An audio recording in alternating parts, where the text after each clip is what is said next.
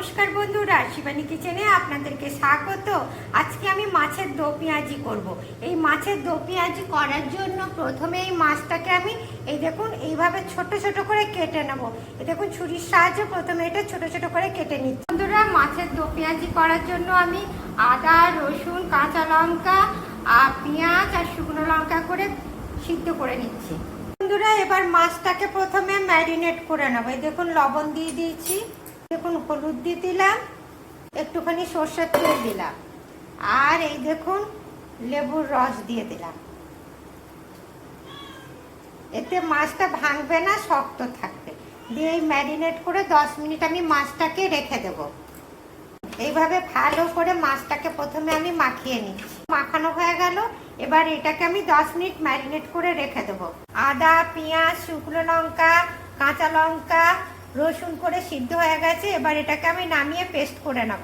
এই দেখুন বন্ধুরা, চিকেন দো পেঁয়াজির জন্য গোটা ধনে, গোটা জিরে আর গোটা পোস্ত একটু ভেজে নিচ্ছি। বন্ধুরা, মাছটা 10 মিনিট ম্যারিনেট হয়ে গেছে।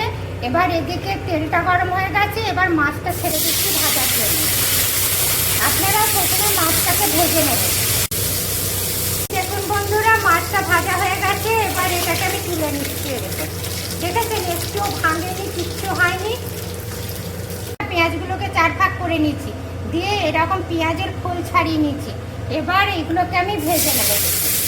পেঁয়াজগুলোকে ভেজে নেব। বন্ধুরা, পেঁয়াজটা ভাজা হয়ে গেছে। এবার এটাকে আমি তুলে নিচ্ছি। বীজ বাদ দিয়ে টমেটোটাও ওই পেঁয়াজের মতন কেটে নিচ্ছি। এবার এটাকে ভেজে নেব। বন্ধুরা, টমেটোটা ভাজা হয়ে গেছে। এবার এটাকে আমি তুলে নিচ্ছি। বন্ধুরা, তেলটা গরম হয়ে গেছে। এবার এর মধ্যে গোটা গরম মশলা দিয়ে দিলাম। দেখুন বন্ধুরা, গোটা গরম মশলাটা ভাজা হয়ে গেছে। এবার যে মশলার পেস্টটা করে রেখেছিলাম সেটা দিয়ে দিলাম। দিয়ে এটাকে ভাজা ভাজা করে নেব। এই মশলাটা সিদ্ধ হওয়ার জন্য একটু মশলা ধোয়া জল দিয়ে দিলাম, একটু হলুদ দিলাম, একটুখানি লবণ দিলাম, একটুখানি লঙ্কার গুঁড়ো দিলাম। এই দেখুন বন্ধুরা, মশলাটাতে তেল উঠে গেছে। এবার এই যে মাছটা ভেজে রেখেছি এর মধ্যে দিয়ে দেবো। দিয়ে এটাকে এরকম করে মাখিয়ে নেবো। এর মধ্যে এই দেখুন টমেটোগুলো দিয়ে দিলাম। এই যে পেঁয়াজটা ভেজে রেখেছিলাম, পেঁয়াজটা দিয়ে দিলাম।